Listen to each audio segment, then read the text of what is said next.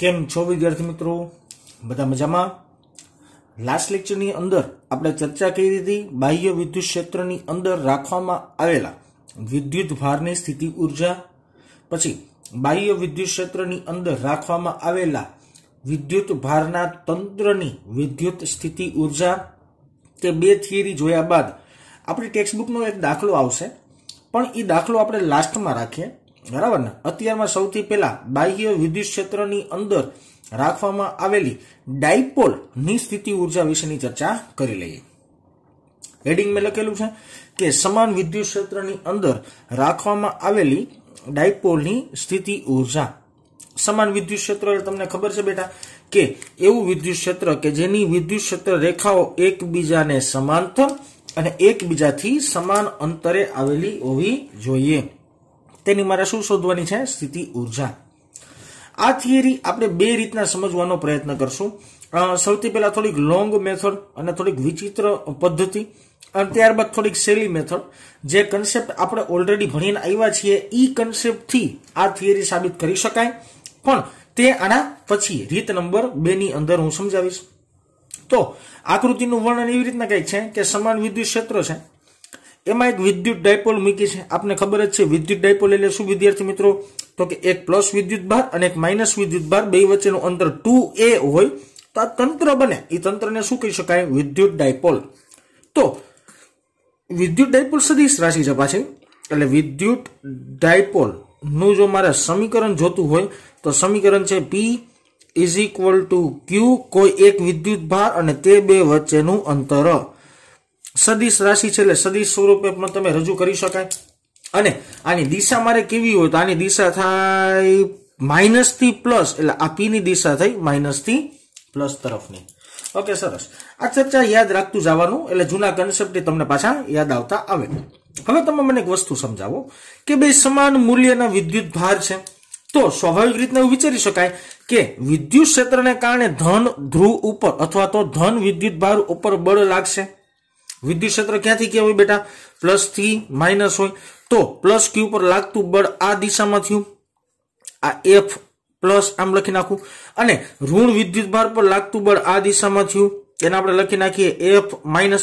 તો આ બંને બળો સમાન મૂલ્યના અને પરસ્પર વિરુદ્ધ દિશાના હશે. જો સમાન મૂલ્યના અને પરસ્પર વિરુદ્ધ દિશાના કોઈ તંત્ર ઉપર બળ લાગે તો તે તંત્ર રેખીય ગતિ ન કરે, રેખીય ગતિ નહીં કરે. પણ તમને પેલા ચેપ્ટરનો થોડો કન્સેપ્ટ યાદ જ છે કે સમાન વિદ્યુત ક્ષેત્રની અંદર તમે જો વિદ્યુત ડાયપોલને રાખતા હોય ને તો તે વિદ્યુત ડાયપોલ ઉપર ટોર્ક લાગશે, એટલે રેખીય ગતિ નહીં કરે પણ દેશી ભાષામાં ચાક ગતિ કરશે. ચાક ગતિ કેવી રીતના કરશે? તો કે આ વિદ્યુત ડાયપોલ, આ વિદ્યુત ડાયપોલને લંબ અક્ષ વિચારો, અહીંથી કેન્દ્રમાંથી પસાર થતી આમ લંબ અક્ષ લેજો. લંબ અક્ષને અનુલક્ષીને આ ડાયપોલ ચાક ગતિ કરે. ચાક ગતિ કરશે નો મતલબ એવો થયો ને વિદ્યુત ડાયપોલનું તંત્ર આ દિશામાં ગતિ કરશે અને અહીંથી આમ ઉપરની બાજુ ગતિ કરશે. આવી રીતના ગોળ ગોળ ગોળ ગોળ ગોળ ગોળ ગોળ વિદ્યુત ડાયપોલ ગતિ કરતું હશે, એટલે ચાક ગતિ કરતું હશે. આપણી ભાષામાં એવું કહી શકાય. જો મારે આ વિદ્યુત ડાયપોલના તંત્રને સ્ટેબલ રાખવો હોય, સ્ટેબલ એટલે કે સંતુલિત સ્થિતિમાં રાખવો હોય, તો વિદ્યુત ક્ષેત્રને લીધે જેટલું ટોર્ક લાગે એટલા જ મૂલ્યનું ટોર્ક મારે એને વિરુદ્ધ દિશામાં દેવું પડે. મારી આખી વાત સમજજો કે જો વિદ્યુત ક્ષેત્રની અંદર રાખવામાં આવેલી ડાયપોલ ઉપર વિદ્યુત ક્ષેત્રને લીધે ટોર્ક લાગતું હોય અને મારે આ ડાયપોલને સ્થિર સંતુલન સ્થિતિમાં રાખવી હોય તો જેટલા મૂલ્યનું ટોર્ક આ વિદ્યુત ક્ષેત્ર લગાડે છે ને એટલા જ મૂલ્યનું પરંતુ વિરુદ્ધ દિશાનું ટોર્ક મારે બાહ્ય રીતના લગાડવું પડે, મારે લગાડવું પડે, તો આ વિદ્યુત ડાયપોલની રચના સ્થિર રહે. અહીંયા વાત આવે છે થીટાની. થીટા શું છે? તો કે વિદ્યુત ડાયપોલનો વિદ્યુત ક્ષેત્ર સાથેનો ખૂણો, વિદ્યુત ડાયપોલનો વિદ્યુત ક્ષેત્ર સાથેનો ખૂણો. મેં અહીંયા થીટા લીધેલો છે. તો આખી વાત હું બોલ્યો છું એ બધી વાત આપણે સૂત્રકીય લખવાનો પ્રયત્ન કરીએ કે સમાન વિદ્યુત ક્ષેત્રમાં મૂકેલ ડાયપોલ પર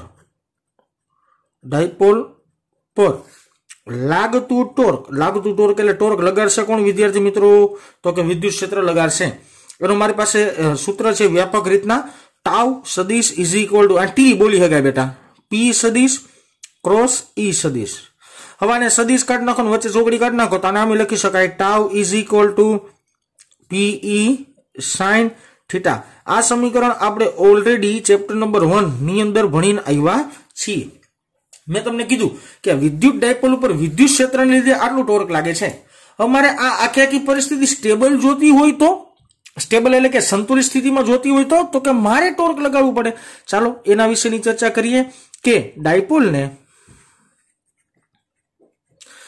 ने थीटा कोणे संतुलित अथवा तो संतुलन में राखवा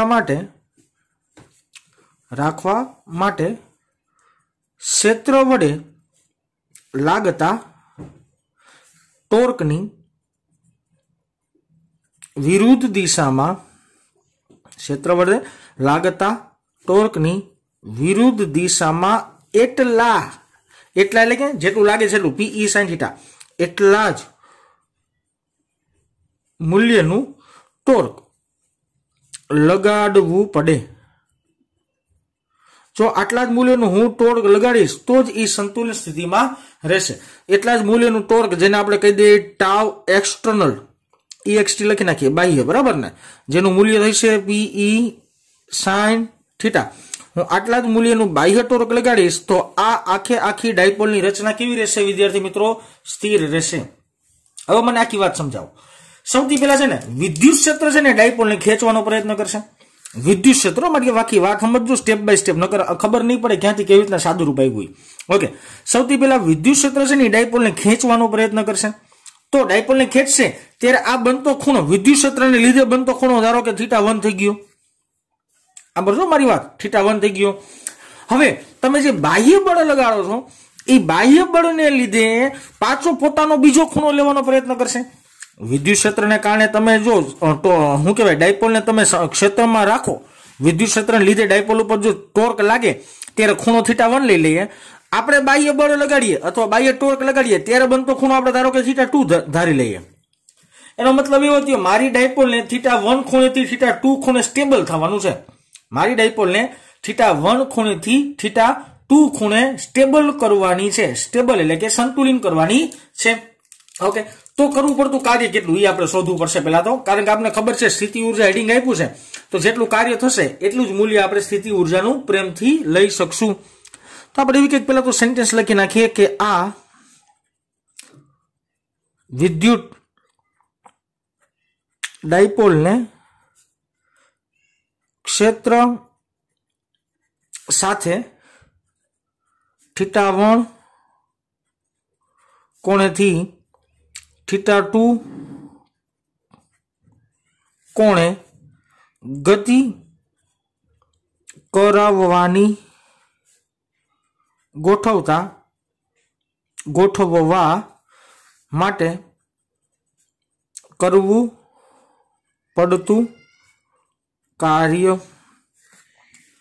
जो आ विद्युत डायपोल क्षेत्र साथे θ1 कोणेथी θ2 कोणे गति करवानी गोठववा गति करीने गोठववा एम लखजो गति करीने गोठववा माटे करवू पड़तुं कार्य।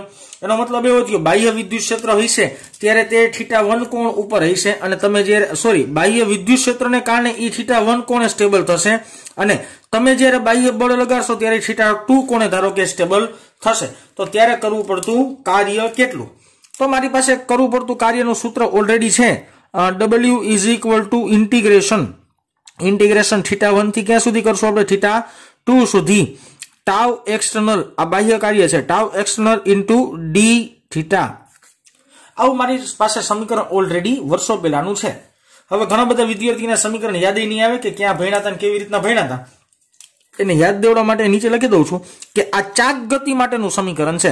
હવે જો રેખીય ગતિ માટેનું સમીકરણ હતું W is equal to integration x1 to x2 અને f ઇન્ટુ dx।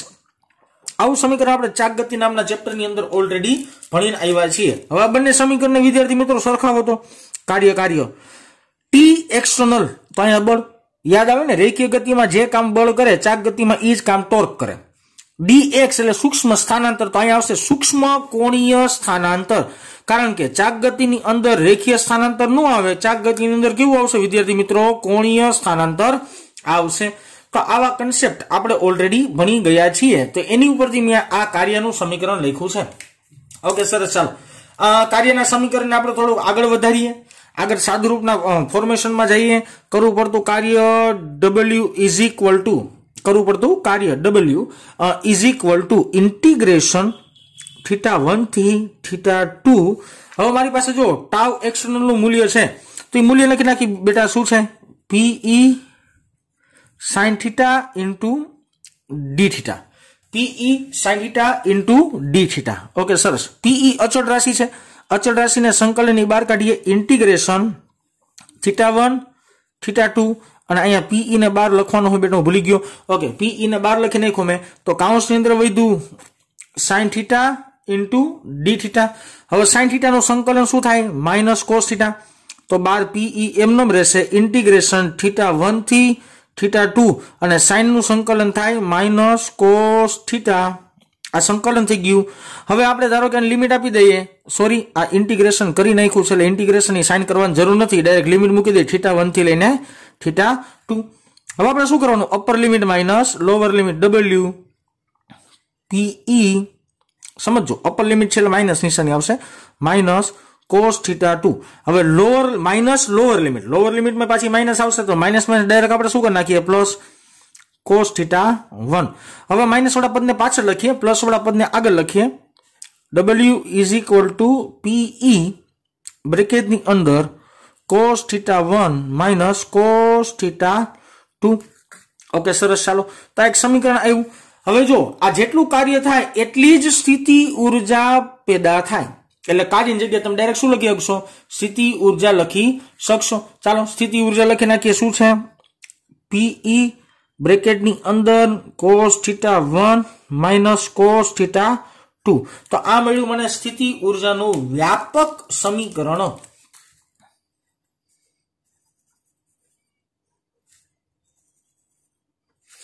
આ સ્થિતિ ઉર્જાનું વ્યાપક સમીકરણ કે પેલા ડાયપોલને આટલા ખૂણે રાખી હતી, હવે ડાયપોલને આટલા ખૂણે રાખું છું, ત્યારે સ્થિતિ ઉર્જા કેટલી? તો આ સમીકરણની અંદર કિંમત મૂકી દેવાની. અને સમીકરણની અંદર બે ખૂણા આવે છે એટલે કિંમતમાં તમારે પ્રારંભિક ખૂણો અને અંતિમ ખૂણો યાદ રાખવો પડે. આટલી વસ્તુ થાય. આટલી વસ્તુ તમને પાછી ઝડપથી થોડીક રિપીટ કરી નાખીએ. શું વાત હતી? તો કે તમે જ્યારે સમાન વિદ્યુત ક્ષેત્રમાં વિદ્યુત ડાયપોલને રાખશો ત્યારે તેની ઉપર લાગતું પરિણામી બળ શૂન્ય આવે. એટલા માટે રેખીય ગતિ નહીં કરે, પરંતુ વિદ્યુત ક્ષેત્રને કારણે તેની ઉપર ટોર્ક લાગે અને ટોર્ક લાગવાને કારણે ઈ ચાક ગતિ કરશે. તો વિદ્યુત ક્ષેત્રને કારણે જેટલું ટોર્ક લાગે એટલું ટોર્ક જો હું વિરુદ્ધ દિશામાં આપું તો તે વિદ્યુત ડાયપોલ આખી સ્ટેબલ રહેશે. તો સૌથી પહેલા વિદ્યુત ક્ષેત્રને લીધે લાગતું ટોર્ક કેટલું? તો કે PE sin θ.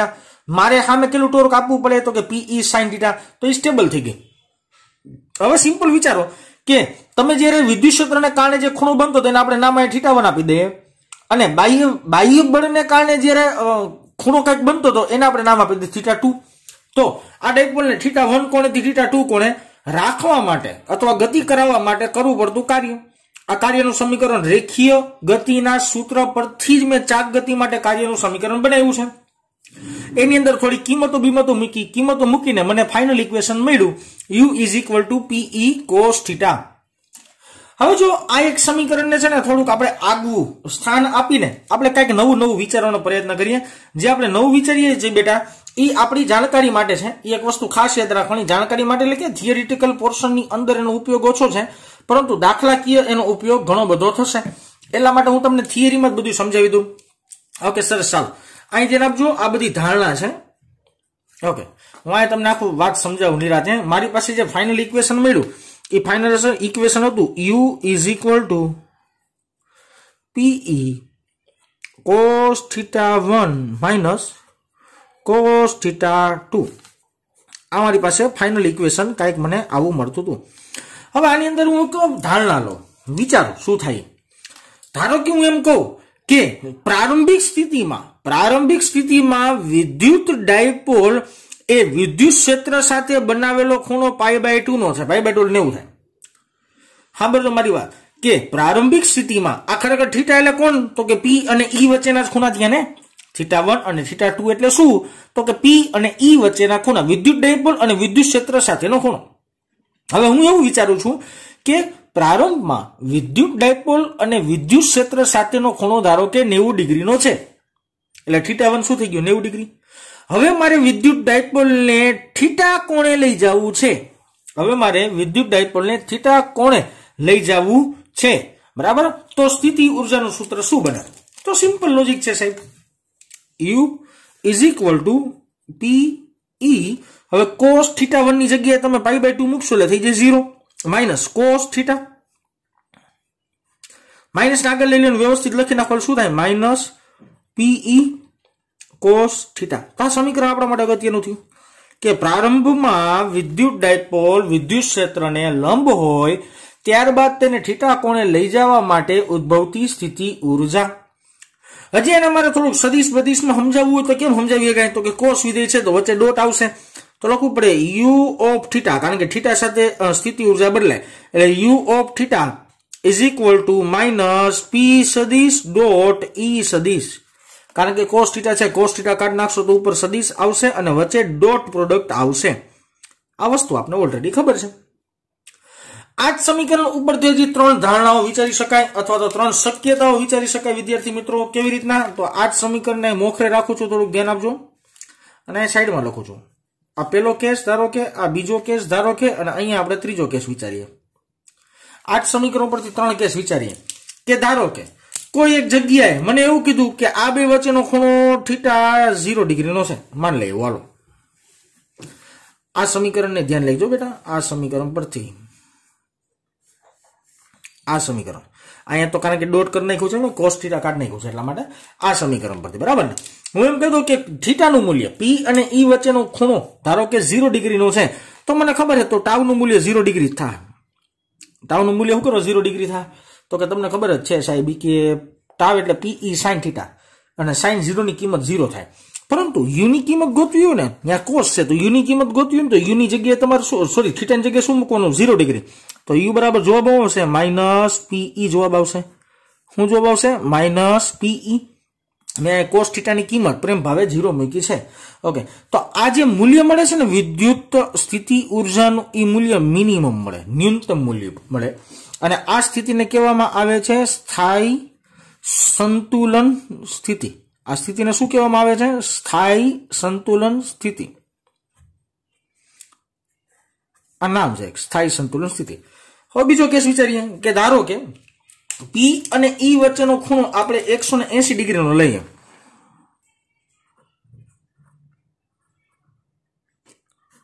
P અને E વચ્ચેનો ખૂણો ધારો કે 180 ડિગ્રીનો લઈએ તો ટોર્કમાં તમે જોવા જાવ તો sin ની કિંમત 180 0 થાય તો ટોર્કનું મૂલ્ય તો 0 જ મળે. અને 180 ની કિંમત કોસમાં થાય -1 તો u ઇઝ ઇક્વલ ટુ શું થઈ જાય? Plus PE. પ્લસ PE નો મતલબ એવો થયો આ સ્થિતિ ઉર્જાનું મેક્સિમમ મૂલ્ય થયું. અને આ સ્થિતિને સારી ભાષામાં કહેવામાં આવે છે અસ્થાયી સંતુલન સ્થિતિ. અસ્થાયી સંતુલન સ્થિતિ આનું નામ છે. હવે ધારો કે ત્રીજો એક કેસ વિચાર લઈએ. ત્રીજો કેસ તો બહુ નોર્મલ છે છતાં આપણે બોલવું પડે. થીટાની વેલ્યુએશન ધારો કે π/2 રાખીએ. π/2 હું તો રેડિયનમાં લખું છું, ધારો કે 90 ડિગ્રી કહેવાય તમારી ભાષામાં, બરાબર ને. તો ટોર્કનું મૂલ્ય મળશે ને, ટોર્કનું મૂલ્ય એ મેક્સિમમ મળશે. ટોર્કનું મૂલ્ય કેવું મળશે? મેક્સિમમ. કોમન સેન્સ sin 90 ની કિંમત 1 થઈ જવાની એટલા માટે. પરંતુ સ્થિતિ ઉર્જા શું મળશે? 0 મળશે. પરંતુ સ્થિતિ ઉર્જાની વેલ્યુએશન શું આવશે? 0 આવશે. ઓકે, તો આવા 3 કેસ યાદ રાખવાના વિદ્યાર્થી મિત્રો કે ખૂણા બદલાવે સ્થિતિ ઉર્જાના મૂલ્યમાં શું ફેર પડે છે. અને અહીંયા u θ લખવાનું એક જ માત્ર કારણ કે આ જે વિધેય છે સ્થિતિ ઉર્જાનું એ θ પર વધારે આધારિત આવે. જો θ જીરીક બદલાવવામાં આવશે તો સ્થિતિ ઉર્જાનું મૂલ્ય બદલી જશે.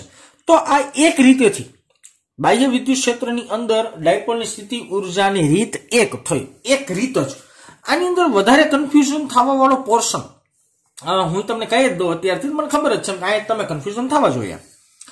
પેલા તો બાહ્ય બળ છે ને એ સમાન મૂલ્યનું વિરુદ્ધ દિશામાં લાગે છે. એટલે રેખીય ગતિનો કન્સેપ્ટ પેલા નહીં વાપરવાનો એક પ્રકારનો.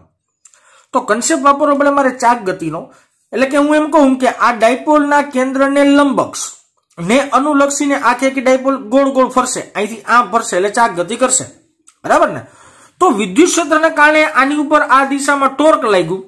એટલું ટોર્ક જો હું આપું ને વિરુદ્ધ દિશામાં તો આ સ્ટેબલ રહી. આ કોમન સેન્સ થઈ ગયું, ઓકે, જ્યારે વિદ્યુત ક્ષેત્રને કારણે આ દિશામાં ટોર્ક લાગે છે ત્યારે બનતો ખૂણો મેં θ1 ધારી લીધો. અહીંયા જે ખૂણો θ લખ્યો છે ને એની જગ્યાએ θ1 બનશે, અને હું જ્યારે બળ લગાડીશ ત્યારે બનતો ખૂણો ધારો કે θ2 કહી દઈએ.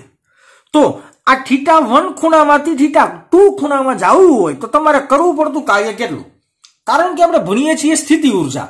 સ્થિતિ ઉર્જા ભણતા હોય તો કરવું પડતું કાર્ય જે હોય, કરવું પડતું જે કાર્ય મળતું હોય ને એ જ કાર્ય સ્થિતિ ઉર્જાના સંદર્ભમાં સંગ્રહ પામે. એટલા માટે મેં કરવું પડતું કાર્ય ગોત લીધું અને કાર્યને કેમાં કન્વર્ટ કરી નાખ્યું? સ્થિતિ ઉર્જામાં. ઓકે, પછી તો મેં ધારણા વિચારી છે એમ કે ધારો કે θ1 ની કિંમત π/2 હોય અને ત્યારે θ2 મને θ મળે, બરાબર, તો કેવા સમીકરણ મેળવી શકાય?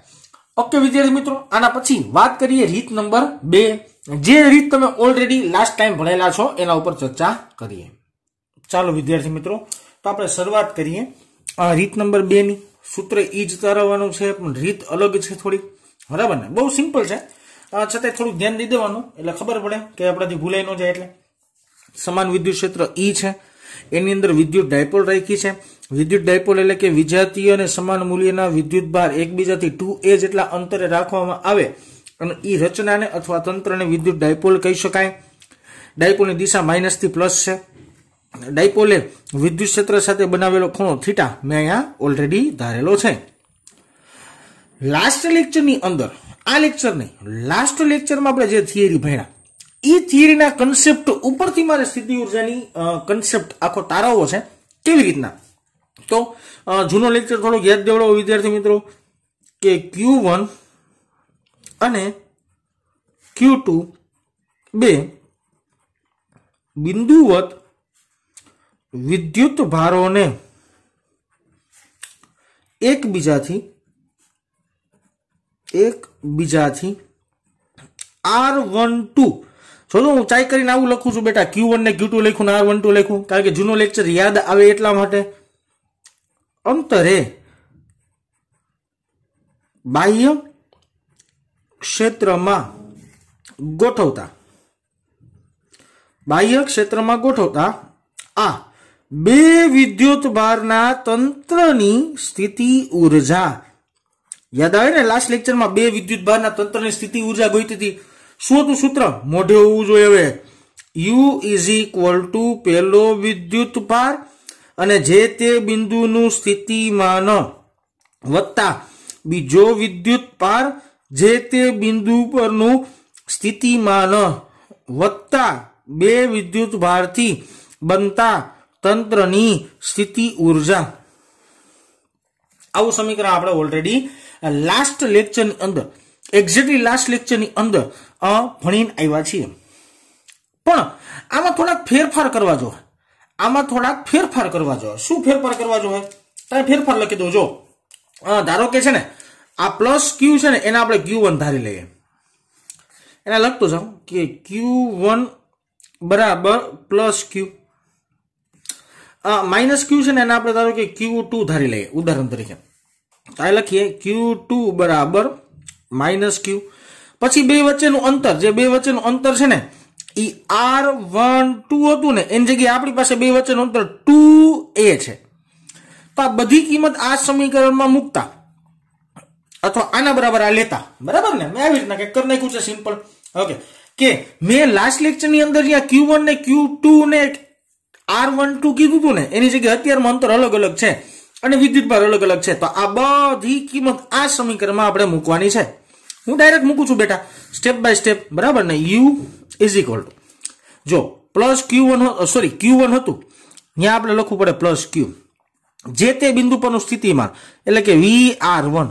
આમાં બુદ્ધિ નહીં આખું, કારણ કે અહીંયા જો તમે ઉગમ બિંદુથી લઈને Q1 નો સ્થાન સદિશ થયો હોય એટલે આ કેન્દ્ર ગણ્યો ને, અહીં ધારો કે 10 સેન્ટીમીટર હોય ને તો આ કેન્દ્રથી આટલું અંતર એટલે 5 સેન્ટીમીટર થાય. વચ્ચે સરવાળાની નિશાની Q2 એટલે મારી પાસે છે માઇનસ ક્યુ અને તે બિંદુનું સ્થિતિમાન એટલે VR2 સદિશ.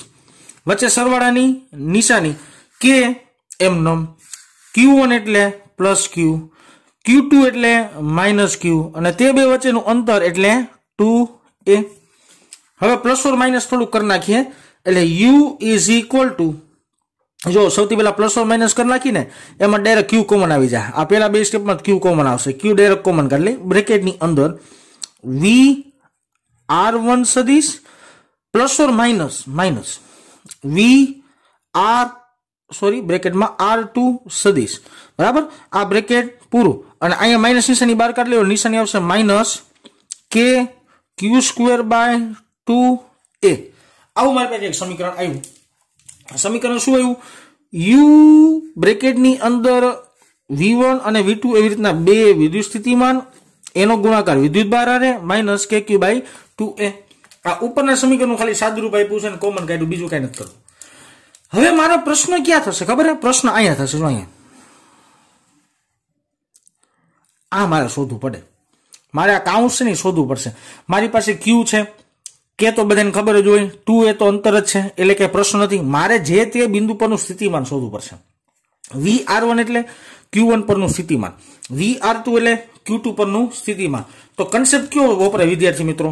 તો કે બે બિંદુના વિદ્યુત સ્થિતિમાનના તફાવતનો કન્સેપ્ટ વપરાય. તો એ સૂત્ર છે મારી પાસે dV બરાબર માઇનસ E.dr. આ સૂક્ષ્મ વિદ્યુત સ્થિતિમાનના ફેરફાર માટે છે. મોટો હોય તો ડેલ્ટા કરી નાખાય, બીજી બુદ્ધિ કઈ આકવડ નથી. Minus E delta R. Okay, આને થોડુંક સ્પેસિફિકેશન લખીએ. ડેલ્ટા વી બરાબર માઇનસ ઈ એમનમ મારે ગોતવું છે ડેલ્ટા આર. હવે આખી વાત સમજવાની છે. અહીંથી મારે ગોતવાનું છે ડેલ્ટા આર. સમજો મારી વાત. ડેલ્ટા આર ગોતો જ અઘરો આપણા માટે. હવે વિચારો, જો આ વિદ્યુત બાર છે, આ વિદ્યુત ક્ષેત્ર છે. વિદ્યુત ક્ષેત્ર આવી રીતના સમાંતર છે. સમાન વિદ્યુત ક્ષેત્રની અંદર મારે સમસ્થિતિમાન પૃષ્ઠ ગોતવું હોય તો સમસ્થિતિમાન પૃષ્ઠ લંબ મળે. ખબર પડશે ને? સમસ્થિતિમાન પૃષ્ઠ હોય ને એ વિદ્યુત ક્ષેત્રને હંમેશા કેવો મળે? તમને લંબ મળે. સમસ્થિતિમાન પૃષ્ઠ વિદ્યુત ક્ષેત્રને હંમેશા માટે કેવો મળે? લંબ મળે. એનો મતલબ એવો થયો, આ બિંદુએ જેટલું સ્થિતિમાન, આ બિંદુ જેટલું સ્થિતિમાન, આ બિંદુ જેટલું સ્થિતિમાન, એટલું સ્થિતિમાન આ બિંદુએ હોવું જોઈએ. કારણ કે સમસ્થિતિમાન પૃષ્ઠ પરના કોઈ પણ બિંદુ એ ઉદ્ભવતું સ્થિતિમાન સમાન થતું હોય. આવો કન્સેપ્ટ આપણે ઓલરેડી ભણીને આવ્યા છીએ. તો આ વિદ્યુત બારથી આ બિંદુ ડેલ્ટા આર અંતર કરી દઈએ આપણે. ધારો કે ડેલ્ટા આર અંતર કરી દઈએ. તમને ખબર જ છે ને, જો આ બિંદુએ જેટલું સ્થિતિમાન હોય ને એના સમસ્થિતિમાન પરના બધા બિંદુએ સ્થિતિમાન સરખું જ આવે. તો સમસ્થિતિમાન પૃષ્ઠ સમાન વિદ્યુત ક્ષેત્ર માટે લંબ મળે, જે આપણે ઓલરેડી ભણ્યા. એનો મતલબ એવો છે આ બિંદુ જેટલું સ્થિતિમાન હોય એટલું જ અહીંયા હોય, આ બિંદુ જેટલું સ્થિતિમાન હોય ને એટલું જ અહીંયા હોય. તો આ અંતર આપણે ડેલ્ટા આર કહી દઈએ. આ ત્રિકોણની અંદર આપણે વિધેય વાપરીએ, ધારો કે કોસ થીટા. હવે કોસ વાપરવાનું કારણ, જો વાપરો કોસ થીટા. કોસ એટલે શું થાય? તો કે સાહેબ ડેલ્ટા આર. કોસ એટલે ખબર પડે ને શું થાય? પાક થાય. પાછળની બાજુની છેદમાં કર્ણ, અને છેદમાં કર્ણ થી 2a. જો સાઈન વાપરે જ ને તો સામેની બાજુ આવે જેની કિંમત મારી પાસે નથી, એટલે મારે કોસ જ વાપરવું પડે. આમાં 2a ને સોરી ડેલ્ટા ને સૂત્રનું કરતા બનાવવાનું છે ને, ડેલ્ટા આર ને સૂત્રનું કરતા બનાવો એટલે શું થઈ જાય? 2a કોસ થીટા થઈ જાય. તો મેં કિંમત મૂકી દીધી, આ 2a કોસ થીટા. આ સમીકરણ મળ્યું, વિદ્યુત સ્થિતિમાનના ફેરફારનું સમીકરણ મને મળ્યું. હજી એકવાર આખી વાત સમજાવું કે સમાન વિદ્યુત ક્ષેત્રની અંદર કોઈ પણ બિંદુ એ મારે સમસ્થિતિમાન પૃષ્ઠ દોરવું હોય તો સમાન વિદ્યુત ક્ષેત્રની અંદર દોરવામાં આવેલું સમસ્થિતિમાન પૃષ્ઠ હંમેશા વિદ્યુત ક્ષેત્રને લંબ આવશે. તો આ વિદ્યુત ક્ષેત્રને લંબ એક મોટું સમસ્થિતિમાન પૃષ્ઠ દોરી નાખ્યું. સમસ્થિતિમાન પૃષ્ઠ પરના બધા બિંદુએ વિદ્યુત સ્થિતિમાન સમાન હોય. એટલે આ બિંદુ લઉં તો ભલે, આ બિંદુ લઉં તો ભલે. અહીંથી લઈને આટલું અંતર મેં ડેલ્ટા આર ધારી લીધું અને મારે ડેલ્ટા આર શોધવાનું છે. તો કોસ થીટા વાપરીને આ પાયથાગોર શું કહેવાય, કાટકોણ ત્રિકોણ બન્યો ને, આમાં કોસ થીટા વાપરી લ્યો એટલે ડેલ્ટા આર ની કિંમત મળશે 2a કોસ થીટા. તો ફાઇનલી ડેલ્ટા વી એટલે ડેલ્ટા વી થયું ને વિદ્યુત સ્થિતિમાનનો તફાવત. એની જગ્યાએ હું ડાયરેક્ટ આ સમીકરણ લખી શકું. તો લખો હવે યુ ઇઝ ઇક્વલ ટુ ક્યુ તો એમનો હતો જ. બ્રેકેટની અંદર આ આખાની જગ્યાએ લખો માઇનસ ઈ into 2a cos theta bracket પૂરો માઇનસ કે ક્યુ સ્ક્વેર બાય 2a થાય. ઓકે, સરસ. હવે આને તમારે પાછું હરખું લખવું તો લખીએ કે જો અહીંયા ક્યુ છે, અહીંયા 2a છે, અહીંયા ક્યુ છે, અહીંયા 2a છે. તો સારી ભાષામાં પી કહી શકાય, dipole moment minus PE cos theta minus કે ક્યુ સ્ક્વેર બાય 2a. આવું કંઈક સમીકરણ મેળવ્યું. પણ એક લોચો છે. શું લોચો ખબર છે? तो कि आ जे स्टेप है ने, आ जे स्टेप नो कहेवाय, पद कहेवाय। आ जे पद है ने, आ पद खरेखर मारा मत अनुसार अर्थविहीन है। आ पद मारा माटे अर्थविहीन है। એટલે આ પદ છે ને એ ખરેખર અચળ પદ છે। વાહ, નહીં સમજાયું, બધાને નહીં સમજાય। ઓકે, અચળ પદ છે શું કરવા સાહેબ અચળ પદ કીધું તો સમજાવું। જો આમાં કે જો કે એટલે 9 × 10 ની 9 ઘાત। પછી ક્યુ જો ક્યુ એટલે કે બે વિદ્યુત ભાર તો તંત્રની અંદર જે હોય એમનામ જ રહેવાના। 2a એટલે તે બે વચ્ચેનું અંતર, તો અંતર અચળ જ રહેવાનું। તો આખે પદ કેવું થયું? અચળ પદ થયું। ઓકે, અચળ પદ હોય એટલે અવગણતા એમ બોલાય। પેલી રીત આવી કઈ હજીમાં ડિટેલિંગમાં જવું તો હજી ડિટેલિંગમાં હું એવું કંઈક બોલી શકું કે હે ને સાહેબ, સ્થિતિ ઉર્જાનું મહત્વ નથી પણ સ્થિતિ ઉર્જાના ફેરફારનું મહત્વ છે, એટલા માટે આ પદને અવગણતા। હવે જો બીજું સેન્ટેન્સ હું બોલું નહીં, સમજાણું નહીં, કાંઈ વાંધો ના, સમજાવું। જો પ્રારંભિક સ્થિતિ ઉર્જાને આપણે U1 કહી દઈએ, આ સમજાવવા માટે જ લખવું હો, ઇઝ ઇક્વલ ટુ આ સમીકરણ પરથી માઇનસ PE cos θ1, પેલો ખૂણો θ1 છે, અને માઇનસ KQ²/2am નો, આમાં હું હરી નથી કરતો કાંઈ, હે। અંતિમ સ્થિતિ ઉર્જાને આપણે U2 કહી દઈએ। U2 is equal to minus PE cos θ2 minus KQ²/2a। હવે મારે સ્થિતિ ઉર્જાનો શું લેવો છે? ફેરફાર। કાર્ય ઉર્જા પ્રમેય પરથી લઈ શકાય। સ્થિતિ ઉર્જાનો ફેરફાર, સ્થિતિ ઉર્જાનો ફેરફાર એટલે કાર્ય ઉર્જા પ્રમેય પરથી કાર્ય બરાબર સ્થિતિ ઉર્જાનો ફેરફાર। હવે જો સ્થિતિ ઉર્જાનો ફેરફાર એટલે U2 માઇનસ U1 લખીએ કાંઈ, હે। હવે જો U2 માઇનસ U1 કરશો ને એટલે આ બે સ્ટેપ ઉડી જાય। હું ભૂસતો નથી અથવા દર્શાવતો નથી, એમને બોલી જાઉં, આ બે સ્ટેપ છે ને કેન્સલ આઉટ થઈ જાય। આ બે સ્ટેપ કેન્સલ આઉટ થાય મારે વધ્યું minus PE cos θ2 minus minus plus PE cos θ1, અને આને મારે જે કાર્ય હોય સ્થિતિ ઉર્જાના સ્વરૂપમાં કેન્દ્રિત થતું હોય, સંગ્રહ પામતું હોય, તો ડાયરેક્ટ લખી શકાય PE બ્રેકેટની અંદર cos θ1 પ્લસ વાળું પદ પહેલા લખ્યું, માઇનસ cos θ2 માઇનસ વાળું પદ પછી લખ્યું। તો આ જે સમીકરણ મળ્યું એ સ્થિતિ ઉર્જાના ફેરફારનું મળ્યું।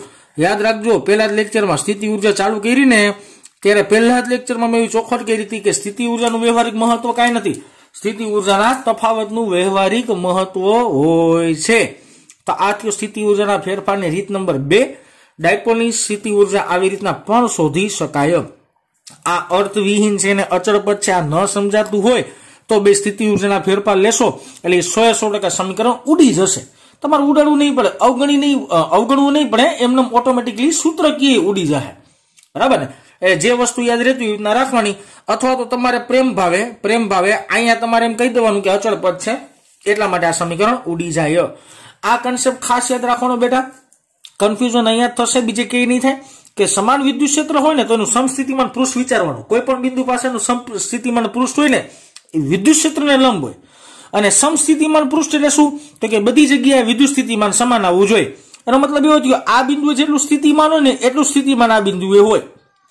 તો V of R1 શું છે? આ બિંદુએ સ્થિતિમાન। હવે આ બિંદુએ સ્થિતિમાન ગોતું અથવા આ બિંદુએ સ્થિતિમાન ગોતું, મતલબ તો સરખો જ આવવાનો છે, હા કે ના? તો આ બે વચ્ચેનું અંતર સાહેબે ડેલ્ટા આર ધાર લીધું, બરાબર ને। અને આ જે ત્રિકોણ બન્યો કાટકોણ ત્રિકોણ, એમાં મેં કોસ વિધેય વાપરી લીધો, કોસ વિધેય પરથી મને ડેલ્ટા આર મળી ગયું, બરાબર ને। અને ડેલ્ટા આર ની કિંમત મેં અહીંયા મૂકી એટલે મને એક સમીકરણ મળ્યું, સમીકરણની કિંમત મેં આમાં મૂકી એટલે મને સ્થિતિ ઉર્જા મળી। અને અહીંયા તમે સ્થિતિ ઉર્જાની જગ્યાએ કાર્ય લખશો તો જવાબ ખોટો નથી પડતો બેટા, જવાબ સાચો જ આવે, તમે આ કાર્ય લખી તો શકો છો।